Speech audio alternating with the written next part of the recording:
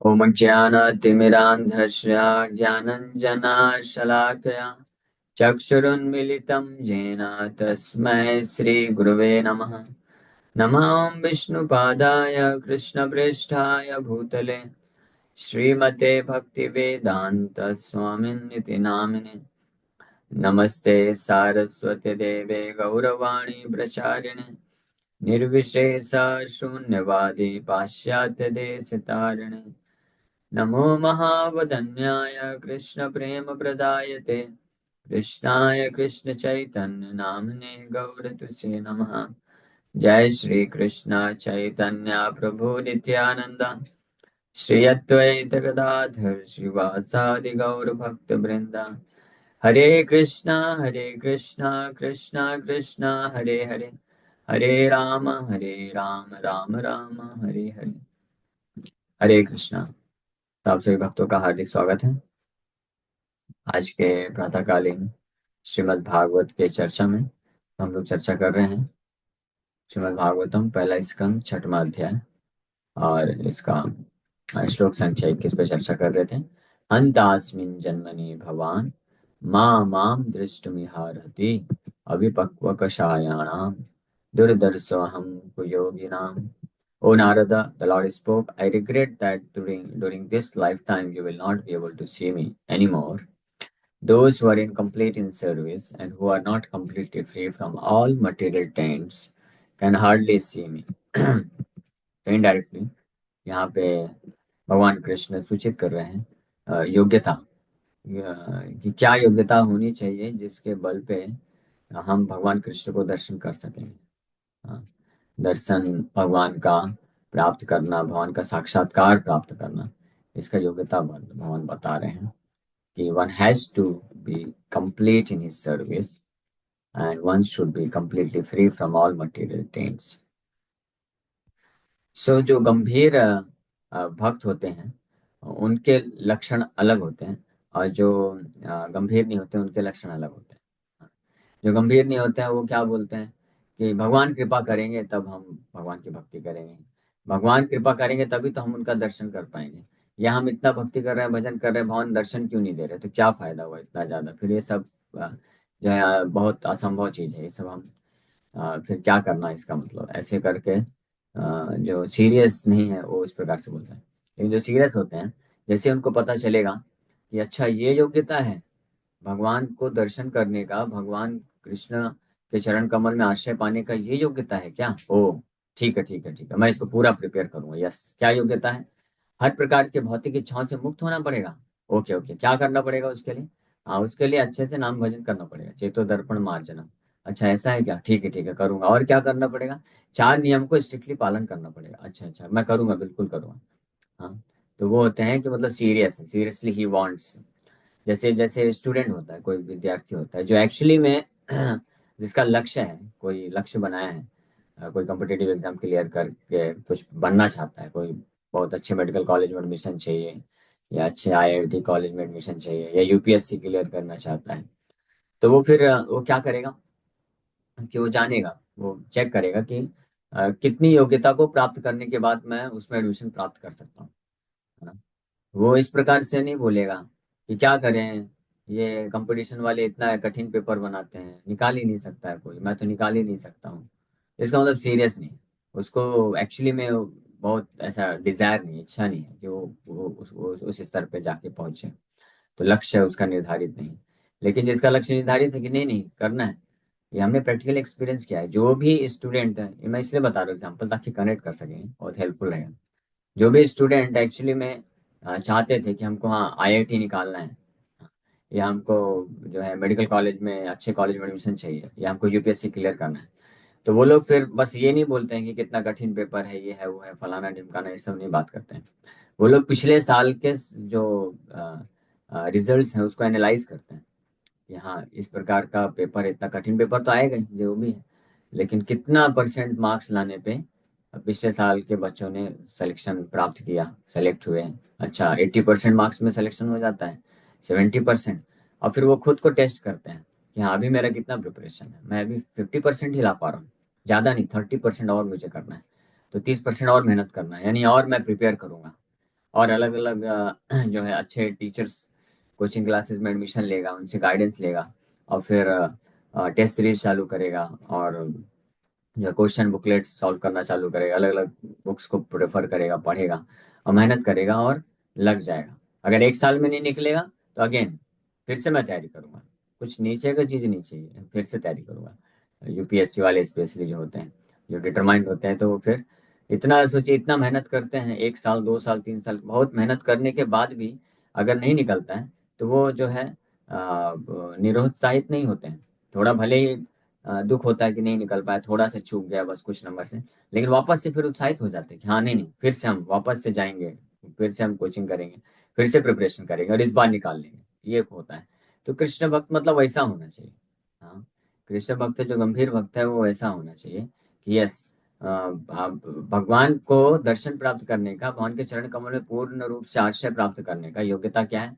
One should be free from all material desire. सभी भौतिक इच्छाओं से मुक्त होना चाहिए। हाँ, तो अभी हमारे हृदय में है भौतिक इच्छाएं, अभी हम भक्ति कर रहे हैं, तो ऐसा नहीं है, जितने भी भक्त हैं, आप सब जितने भी भक्त हैं, तो ऐसा नहीं है कि कोई किसी के अंदर कृष्ण को पाने की इच्छा नहीं है, या कृष्ण के प्रति या पूरे तरह से हृदय में 100% माया के प्रति ही आ सकती है या भौतिक इच्छा, ऐसा नहीं है। किसी का 20% 80% रेशियो होगा, किसी का 50-50 होगा, किसी का 70-30% होगा, है ना। लेकिन गंभीरता का मतलब होता है कि कोई कैसे भी स्तर पे हो। जैसे मान लीजिए मेरे हृदय में केवल 5% ही है कृष्ण को पाने की इच्छा, और 95% माया के प्रति आकर्षण है, भौतिक इच्छाएं हैं 95%। तो अब मैं क्या करूंगा? यस, मुझे 5% से अभी आगे बढ़ना है। अभी मुझे अपने आप को ऐसे योग्य बनाना है कि भौतिक इच्छाएं हैं, ओके, मैं दृढ़ता पूर्वक भगवान के नाम का आश्रय लूंगा। हरे कृष्ण कृष्ण कृष्ण हरे हरे, हरे राम राम राम हरे हरे।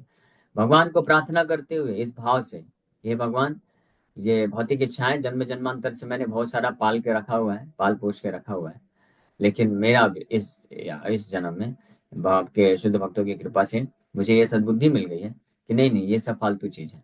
आपके चरण कमर में मुझे प्रेम विकसित करना है, तो आप कृपा करके हेल्प करिए मुझे। और भगवान बोलते हैं, हाँ, ददामि बुद्धि योगम तम, मैं हेल्प करता हूँ। हाँ, उद्धार करने का कार्य भगवान का है, हमको अपना कार्य करना चाहिए। हमारा कार्य क्या है? ये दोनों चीज है, इसको कियारे बोलते हैं। मैं वैसे कई बार शायद बताया हूं इसके बारे में। की रिस्पॉन्सिबिलिटी एरिया, जब हम जॉब कंपनी ज्वाइन किए थे, तो हमारे प्रोफाइल के अकॉर्डिंग हमको केआरए दिया गया था कि दिस इज योर केआरए, की रिस्पॉन्सिबिलिटी एरियाज। मीन्स आपका ये रिस्पॉन्सिबिलिटी, आपका ये ड्यूटी है। तो इसी प्रकार फिर मैनेजर का ड्यूटी अलग होता है, डायरेक्टर का ड्यूटी अलग होता है, टीम लीड का ड्यूटी अलग होता है, और जो ट्रेनिंग होते हैं, जो टेक्निकल होते हैं, बीए का ड्यूटी, इस प्रकार से अलग अलग प्रोफाइल होता है, सबका क्यारे अलग अलग होता है।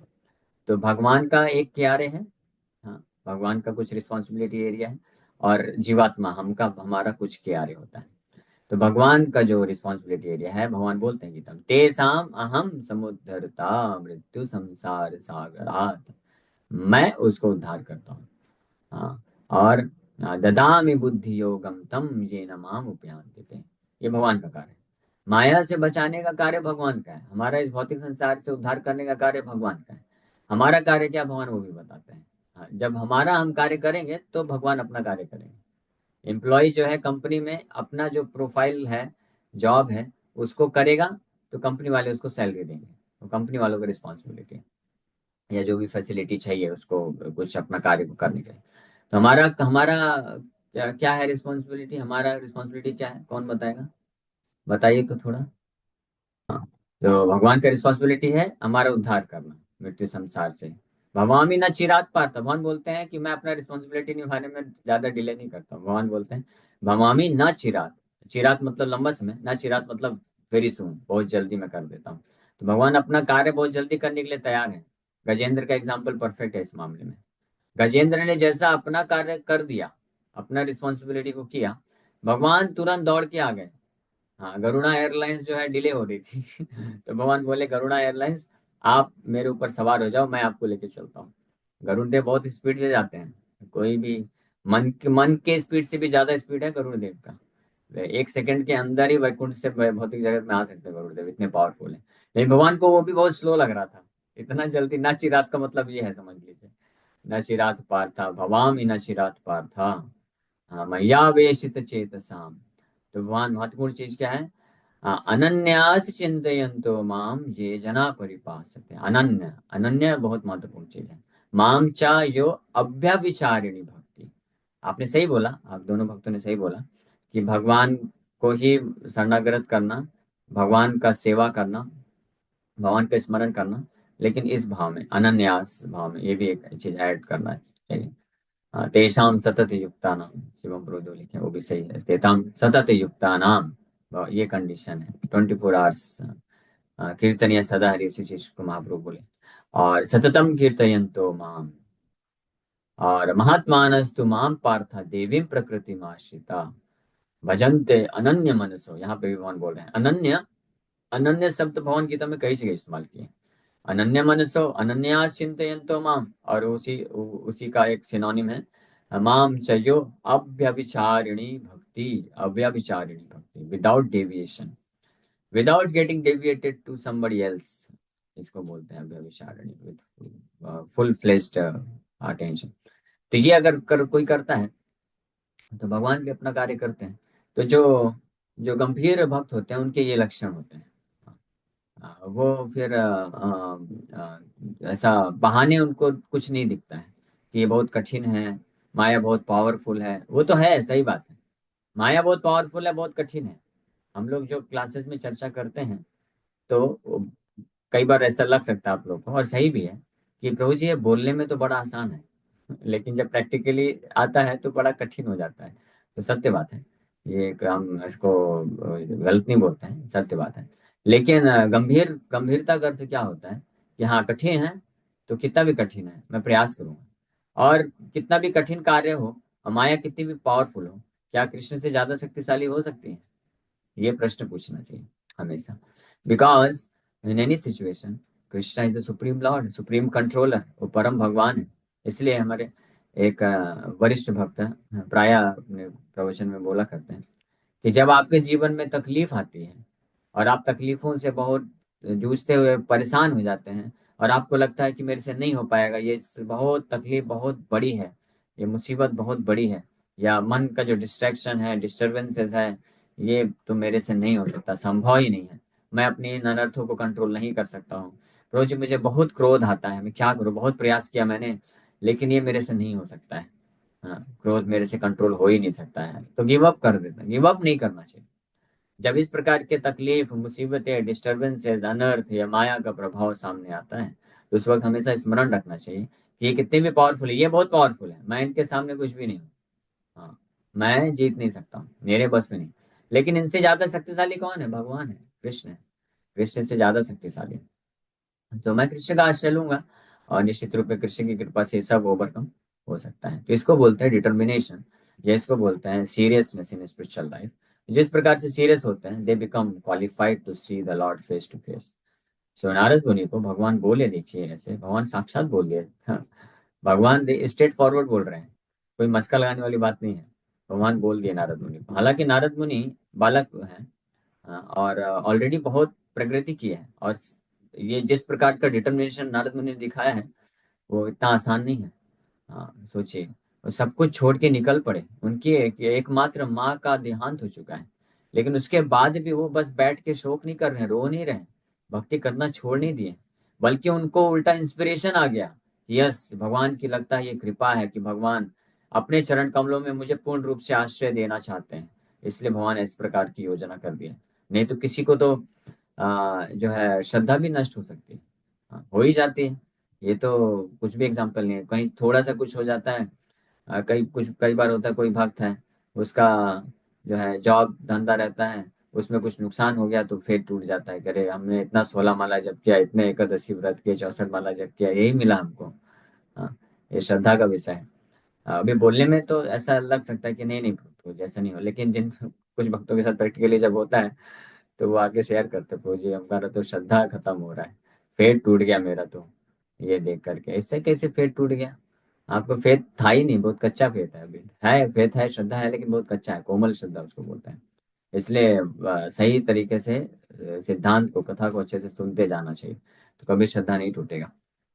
हाँ, लेकिन नारद मुनि के जीवन में देखिए, उनके वो छोटे बालक ही हैं, उनकी एकमात्र माँ जो उनका आश्रय थी, जिनके प्रति जितनी नारद मुनि खुद बोलते हैं कि मैं अपनी माँ से बहुत आसक्त था, मेरी माँ मेरे से बहुत आसक्त थी, क्योंकि दोनों के एक दूसरे के सिवा और कोई नहीं था। तो अचानक से माँ का देहांत हो गया, तो उस बालक के हृदय में कैसा अनुभूति हुआ होगा, इमेजिन करिए। कोई और अन्य है नहीं, सब अजनबी है, nobody else is there to take care. तो उस वक्त उनको लग सकता था ना कि क्या हुआ, ये क्या भगवान है ये, मेरी माँ को छीन लिए, मैं कैसे करूं। लेकिन नहीं, उनको विश्वास और फेथ बढ़ गया, श्रद्धा बढ़ गया भगवान की कृपा पे। अब भगवान दयालु है, भगवान की दया के रूप में देखे कि भगवान कितने दयालु है। मैं फंस रहा था, मैं माँ के प्रति आसक्त हो रहा था, भगवान को भूल रहा था, तो इसलिए भगवान दया करके मेरा रास्ता क्लियर कर दिया। इस प्रकार का श्रद्धा जनरेट हो गया उनको और निकल पड़े। इसके बावजूद भी देखिए भगवान पे इतना श्रद्धा रखे और बड़े ही पूरी तरह से हर प्रकार के प्रलोभनों को त्यागते हुए कहीं पे डिस्ट्रैक्ट नहीं हुए। जहां जहां से निकल रहे थे नारद मुनि, कहीं डिस्ट्रैक्ट नहीं हुए। फाइनली उत्तर में जाकर के हिमालयों के पास एक वृक्ष के नीचे एकांत में बैठ करके एवं यतंतम विजने, इस कुछ लोग पहले हम लोग चर्चा किए थे। और बड़े ध्यान से जिस प्रकार से उनके शुद्ध भक्तों ने, गुरु ने जिस प्रकार से उनको शिक्षा दी थी, बैठ करके भगवान का स्मरण करने लग गए, ध्यान करने लग गए, नाम जप करने लग गए। और इतने तीव्रता से कर रहे हैं कि भगवान का स्मरण करते करते, नाम जप करते करते आंख से अश्रुधारा बह रही है, रोमांचित हो रहा है शरीर, यानी भाव भक्ति के स्टेज में पहुंच चुके हैं ऑलरेडी। और अब अचानक से भगवान प्रसन्न होकर के उनके हृदय में उनको दर्शन देते हैं, भगवान का दिव्य स्वरूप का दर्शन भी प्राप्त कर लेते हैं। हाँ, कुछ समय के लिए दर्शन भी प्राप्त हो जाता है और बड़े ही भाव विभोर हो जाते हैं। उसके बाद भगवान गायब हो जाते हैं। और अब वो प्रयास कर रहे हैं, प्रयास कर रहे हैं, भगवान का दर्शन नहीं हो पा रहा है। बहुत विचलित हो गया उनका मन कि कहाँ गए, कहाँ गए वो भगवान, कहाँ गए, अभी तो दर्शन किया था, मैंने किया था, कहाँ गए, कहाँ गए। विचलित हो रहे हैं। अब अचानक से जब इस प्रकार से तीव्रता से उनका मन विचलित है, भगवान को दर्शन पुनः प्राप्त करना चाहते हैं, भगवान जो है दर्शन तो नहीं देते, लेकिन आकाशवाणी करते हैं। आकाशवाणी क्या करते हैं, भगवान बोलते हैं, मुझे खेद है बालक, हन्तस्मिन् जन्मनि भवान मां द्रष्टुम इहार्हति। हाँ, बोल रहे हन तस्मिन, मुझे बहुत खेद है बालक, इस जन्म में यानी पूरे लाइफ में, इस पूरे जन्म में आप मुझे नहीं देख सकते हो और आप मुझे देखने के योग्य नहीं हो। भगवान बोल दिए तुझे, you are not, you you do not deserve to see me any more in this life. क्यों क्यों, इसका क्या कारण है, क्या कारण है, भगवान बोल भी दिए। अविपक्वा कषायाणाम, because you are not fully mature, still there are some taints of material desire. कषायाणाम मतलब कुछ गंदगी है अभी आपके हृदय में। और अविपक्वा, आप पूरी तरह से मेच्योर नहीं है, परिपक्व नहीं है मेरे भजन में। अनन्य मनसा तो है आपका, देखिए नारद मुनि का अनन्य मनसा हो चुका था, भगवान के सिवा और सब कुछ छोड़ दिए थे, कहीं पे ध्यान नहीं है। लेकिन फिर भी भगवान बोले कि अभी पूर्ण रूप से नहीं है, 100% अभी नहीं हुआ है, पूरा का पूरा चाहिए। भगवान बोल रहे हैं, है ना। सो ये कुछ भक्तों को कभी कभी ये डिस्करेज कर सकता है, लेकिन एक्चुअली में दिस शुड इनकरेज अस, हमको इंस्पायर करना चाहिए, इनकरेज करना चाहिए कि जिस भगवान को, जिन व्यक्ति को हम प्रेम करना चाहते हैं ना, जिनको हम प्राप्त करना चाहते हैं, वो इतने दुर्लभ हैं और इतने ही तो रेयर टू ऑब्टेन, और वो इतना उनका योग्यता है ना।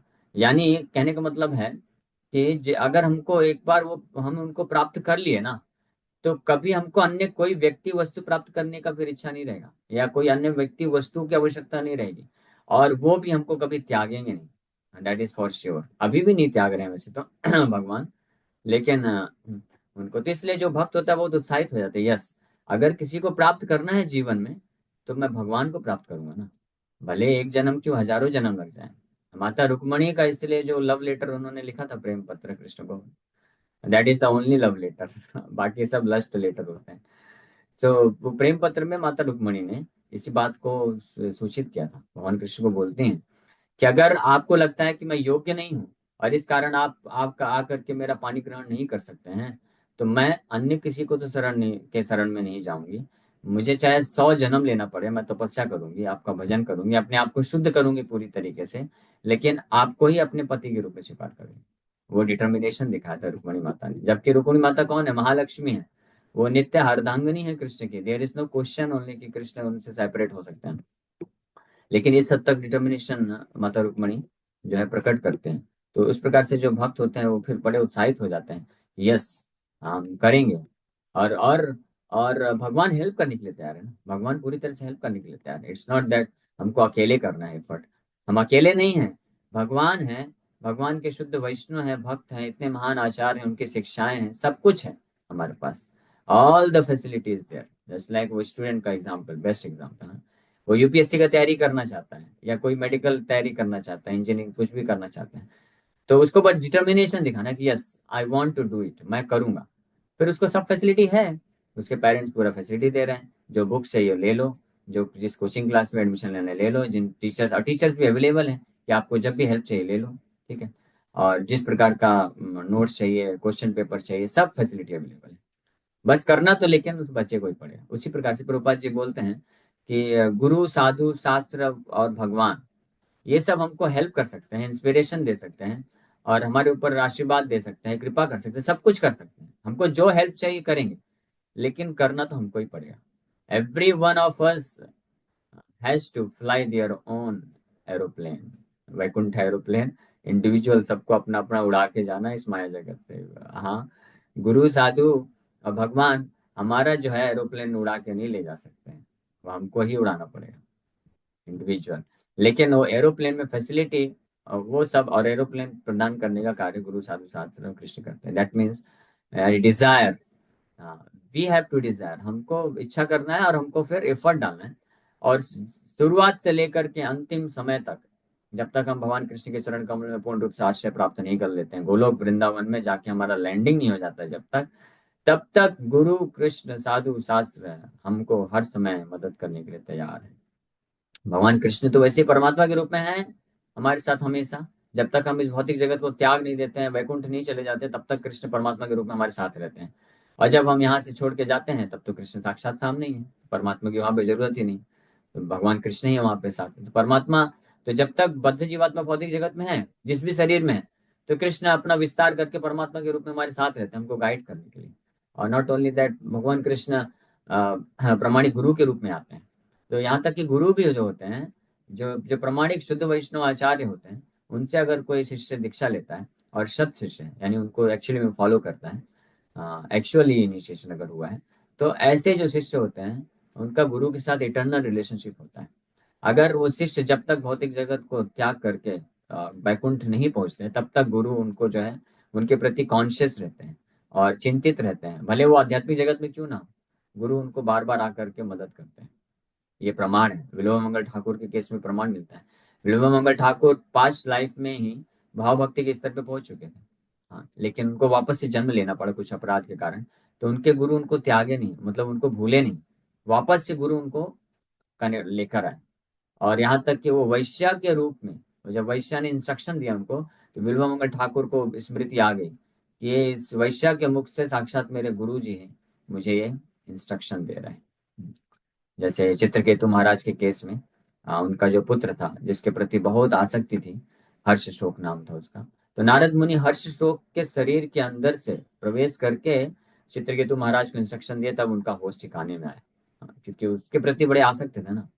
जैसे नारद मुनि जाके डायरेक्ट ज्ञान देते तो वो समझ में नहीं आता। जब पुत्र जिसके प्रति इतनी आसक्ति थी, पुत्र उठ के खड़ा हो गया, डेड डेड था, डेड बॉडी से उठ के खड़ा हो गया, बोला तो देखे तब जीवित हो गया है, तो पिताजी बड़े खुश हो गए और आसक्ति के कारण गले लगाना चाहते थे। पुत्र बोल दिया, कौन है आप? बोला, मैं तुम्हारा बाप। बोले, कौन सा बाप? मेरा लिस्ट में तो देखो कितने सारे नाम है, आपका नाम कहाँ पे आता है? 10 करोड़ अरबों खरबों मेरे माँ बाप हुए हैं, तो कौन से बाप हैं आप? अभी हो गया आपका टाइम खत्म हो गया, अभी नेक्स्ट माँ बाप मैं स्वीकार करने जा रहा हूँ। ऐसा बोल करके चले गए। तो चित्रकेतु महाराज को पूरा झटका लग गया, बोले ये क्या है? अरे ये तो गलत चीज है। कोई यहाँ पे मेरा माई बाप, कोई बेटा बेटी, कोई कुछ नहीं है, केवल कृष्ण ही सब कुछ है। तो इमीडिएटली फिर वो दृढ़ता पूर्वक भजन में लग गए। नारद मुनि तब उनको फिर मंत्र देते हैं, और इतने दृढ़ हो गए, ये आसक्ति खत्म हो गई ना, क्योंकि पूरी तरीके से चित्रकेतु महाराज का और किसी चीज के प्रति आसक्ति नहीं थी। उनके पास बहुत सारी रानियां थी, पूरा साम्राज्य था, सब कुछ था, किसी से आसक्ति नहीं थे, केवल अपने पुत्र से आसक्त थे। जब वो आसक्ति भी खत्म हो गई, last attachment also when he could give up, so 7 दिन के अंदर, विद इन 7 डेज, जो नारद मुनि उनको मंत्र दिए थे जप करने के लिए, तो 7 दिन के अंदर उनको सिद्ध लोक के निवासी दर्शन के लोग दिखने लग गए। और विद इन फ्यू मंथ्स उनको साक्षात भगवान संकर्षण का जो है दर्शन प्राप्त हो गया उनके पास जा करके, और उनसे भागवत कथा सुन रहे हैं। ऐसा चित्रकेतु महाराज परफेक्शन को हासिल किए। और उसके बाद भी यहाँ पे बात खत्म नहीं हुई। फिर संकर्षण, भगवान संकर्षण अनंत शेष हैं, उनसे उनके शिष्य बन गए या उनसे भागवत सुने, उनका दर्शन प्राप्त किया। उसके बाद फिर भगवान शिव के प्रति अनजाने में, अपराध तो नहीं था वो, लेकिन भगवान शिव ने भी अपराध नहीं लिया, लेकिन पार्वती माता ने अपराध ले लिया, तो उनको श्राप दे दिया और वो वृत्रासुर बन गए। सोचिए। लेकिन फिर भी कोई नुकसान नहीं हुआ। वृत्रासुर के शरीर, असुर के शरीर में रहने पर भी वो दिव्य चेतना में बने रहे। आसक्ति, कोई आसक्ति नहीं। हाँ। और भगवान को स्मरण कर रहे हैं, भगवान को तीव्रता से विरह भाव में स्मरण कर रहे हैं। आम हरे तब पादैकमूला दासानुदासो भवितास्मि भूया मनः स्मरेता सुपतेर्गुणांस्ते गृणीत वा कर्म करोतु काया अजात पक्षा इव मातरं खगास्तन्यं यथा वत्सतराक्षुदार्था प्रियं प्रियेवा विशुतं विशुन्ना मनो अरविंदाक्षति द्रक्षते त्वाम। बहुत सुंदर सुंदर प्रार्थनाएं करने लगे। ये वो प्रार्थनाएं कर रहे हैं, समाधि में जाकर के भगवान को प्रार्थना अर्पण कर रहे हैं, और इंद्रदेव वज्र से उनके गले में प्रहार कर रहे हैं, उनका गला काटने की कोशिश कर रहे हैं। 1 साल लग गया गला काटने में, इतने पावरफुल असुर थे। और जैसे ही गला कटा, वो तो दाह संस्कार के जैसा हो गया, बस अब वैकुंठ चले गए। सो ये इस प्रकार से जो determination, one who is determined, yes I must obtain shelter unto the lotus feet of the supreme lord. अविपक्व हूं मैं अभी, नहीं, मैं पक्व बनूंगा, मैं श्योर बनूंगा, परिपक्व हो जाऊंगा मैं। हाँ, मैं इच्छा करूंगा, डिटर्मिनेशन को लूज नहीं करूंगा। और वैष्णव हैं, आचार्य हैं, गुरुजन हैं, और भगवान कृष्ण वो मदद करेंगे, करने को तैयार हैं। उनकी कृपा से हो जाएगा। कषायाणाम, जितना भी मटेरियल डर्ट है, भौतिक गंदगी है, ये सब नष्ट हो जाएगा। ये विश्वास होना चाहिए, विश्वास अवश्य अवश्य रक्षे कृष्ण विश्वास। हाँ, दुर्दर्शो हम कुयोगी नाम। मैं भी कुयोगी हूँ, लेकिन सुयोगी एक दिन बन जाऊंगा।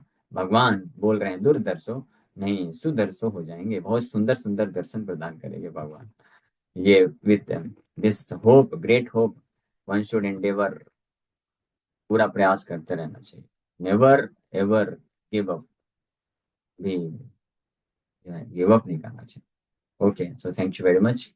हरे कृष्णा कृष्ण कृष्ण हरे हरे, हरे राम राम। यस किशोरी देवी माता जी, आपका प्रश्न। हरे कृष्णा प्रभु जी, पंचांग प्रणाम। हरे कृष्णा। प्रभु जी, जैसे 16 राउंड तो कर लेते हैं हम लोग, और ये क्लासेस भी भागवतम की ले रहे हैं, सारे लेक्चर्स ले रहे हैं, लेकिन वही लग रहा है कि इतने में तो होगा नहीं। तो मतलब और बुक पढ़ती हूँ, मैं अलग से भी भागवतम पढ़ रही हूँ, थोड़ा सा आगे चल रही हूँ। तो मैं उद्धव गीता भी स्टार्ट करना चाहती हूँ। थोड़ा ये पता करना, तो उद्धव गीता कब मिलेगी? 11th कैंप में, इसमें फर्स्ट में कि सेकंड में? 11th कैंटो में है।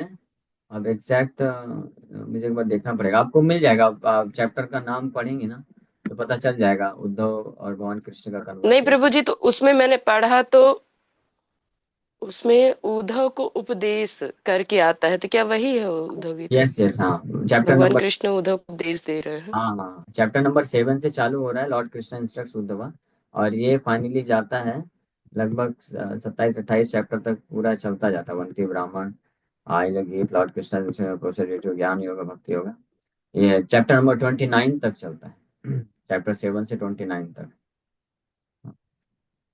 ठीक है, तो आप पढ़िए, अच्छी बात है। जी, थैंक यू प्रभु जी।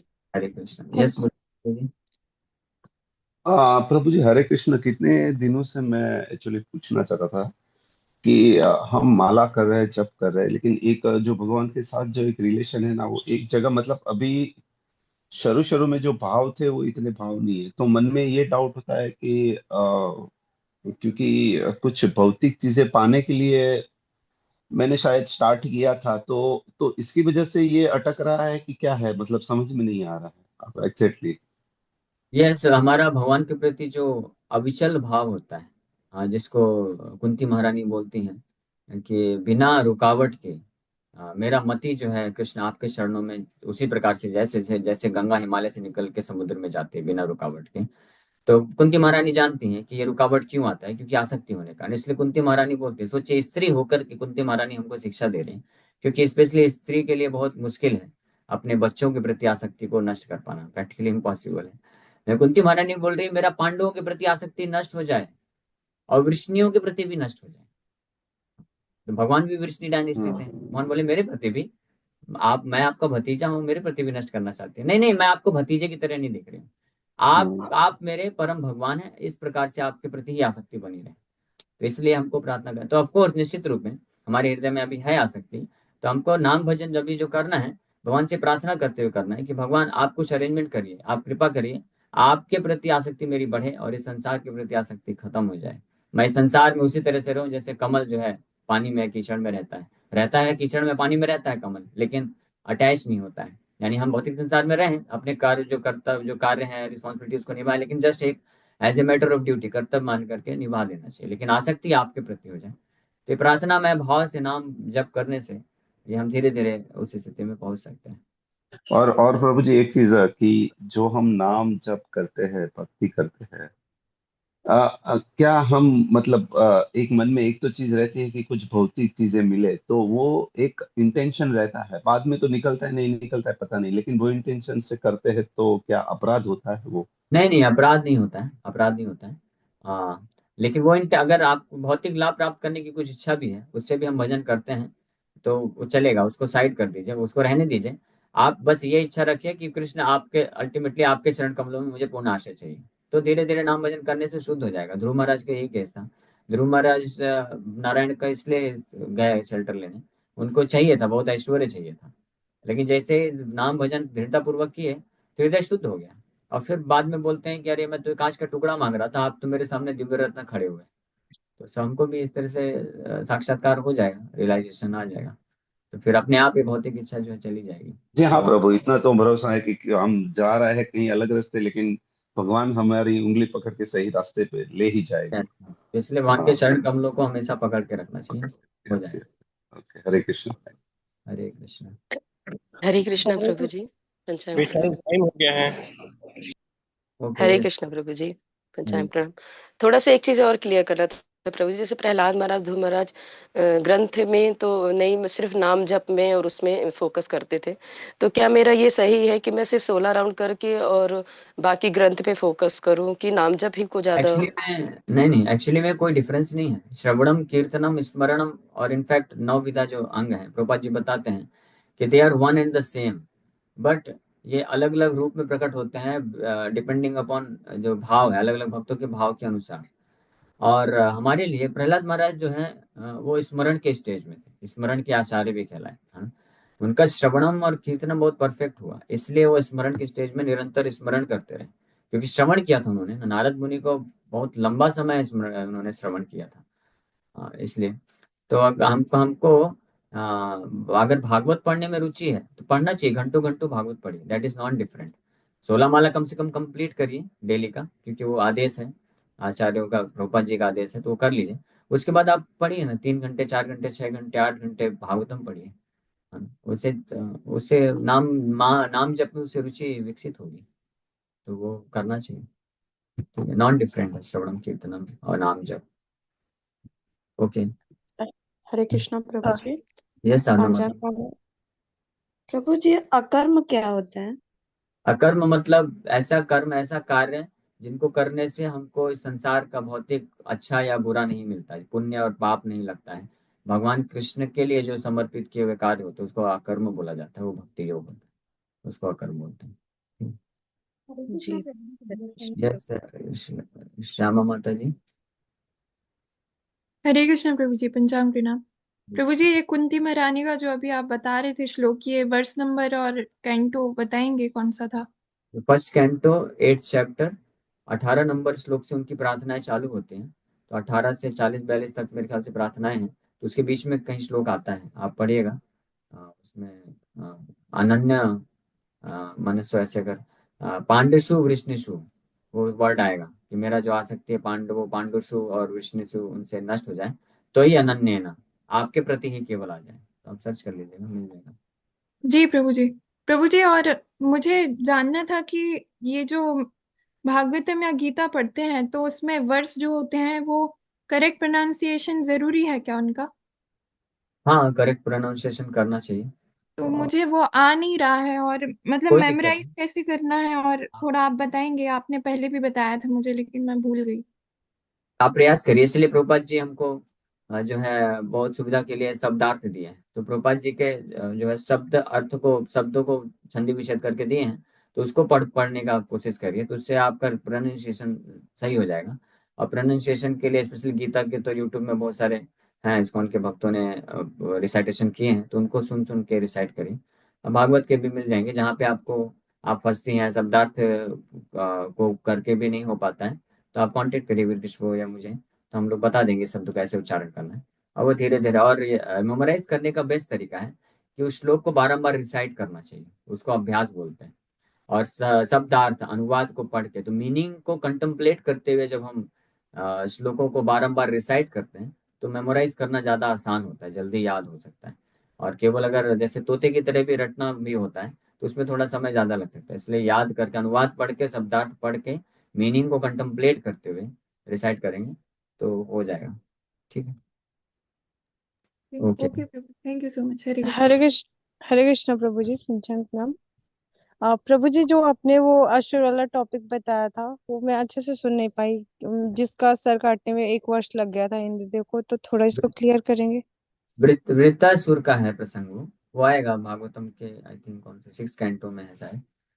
तो वो आप पढ़ लीजिए, वृत्रासुर का टॉपिक है। ठीक। ना, थैंक यू प्रभु जी। प्रभु जी, अगर किसी भी जीवात्मा का नाम लिखने की चेतना जागृत होती हो तो क्या करना चाहिए प्रभु जी? इसका नाम, भगवान का नाम लिखने के लिए भगवान का नाम। तो अच्छा है, अगर कोई लिखना चाहता है प्रेरित कर सकते हैं, लेकिन बेस्ट है कि हमारा जो प्रोसेस है श्रवणम कीर्तनम है। तो श्रवण कीर्तन पे जोर दिया गया है शास्त्रों में। तो उनको समझाइए, बोलिए श्रवण आप नाम जप करना। क्योंकि भगवान का नाम जो है, नाम के रूप में जब आते हैं भगवान अवतरित हुए, तो शब्द ध्वनि के रूप में अवतरित हुए ना। तो वो भगवान का इनकारनेशन है। तो हम जब जिह्वा से उच्चारण करेंगे, कर्ण से सुनेंगे, हृदय में जाएगा, तो वो एक्चुअल प्रोसेस है।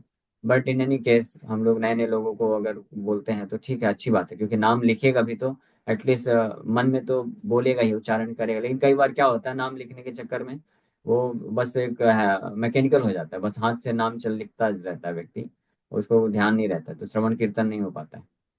तो कुछ भी नहीं, सिर्फ ये तो अच्छा है कि नाम तो लिखे कम से कम बैठ के, वो भी अच्छी बात है। लेकिन बेस्ट है to chant and hear, that is the best, that is the process. अभी जो अमेरिका के लॉस एंजलिस में आग लगी है, भीषण आग लगी है, उसमें भगवान का बहुत बड़ा मजाक उड़ाया गया था। तो ये उन लोगों का अपराध है या पुनर्जन्म का कोई वो है? पूर्व पूर्व जन्म के ही पाप के कारण व्यक्ति इस प्रकार की मति को प्राप्त करता है। आसुरी प्रवृत्ति इसको बोलते हैं, जिसमें लोग भगवान को दोष देते हैं। तो आसुरी प्रवृत्ति भी पूर्व जन्मों के पाप कर्म के कारण होती है। थोड़े सरल से लगते हैं और भागवतम के थोड़े कठिन, ऐसा है क्या प्रभु जी? जैसे चैतन्य चरितामृत का तो समझ में आ जाता है पहले ही, जैसे उसमें हाँ। जो हाँ, कुछ श्लोक गीता के जो है ज्यादातर छोटे श्लोक ही हैं, है ना। और भागवत में कुछ भागवतम कुछ के बड़े श्लोक श्लोक हैं। बहुत कठिन है प्रभु जी। बहुत कठिन नहीं है, आप पढ़ेंगे तो धीरे धीरे हो जाएगा। तो इसलिए शब्दार्थ को समझ समझ के और मीनिंग को पढ़ पढ़ के करेंगे तो हो जाएगा। प्रयास करने से सब कुछ संभव है। मैं थोड़ी ना संस्कृत महाविद्यालय से ग्रेजुएट हूँ। हमने तो बीटेक किया है संस्कृत। फिर जब प्रभुपाद जी की बुक्स पढ़ना चालू किया, तब थोड़ी धीरे धीरे संस्कृत भी सीख गया, श्लोक भी सीख गया। अभी कई बार तो केवल श्लोक पढ़ करके मीनिंग समझ में आ जाता है। तो कुछ भी पॉसिबल है प्रयास करने से।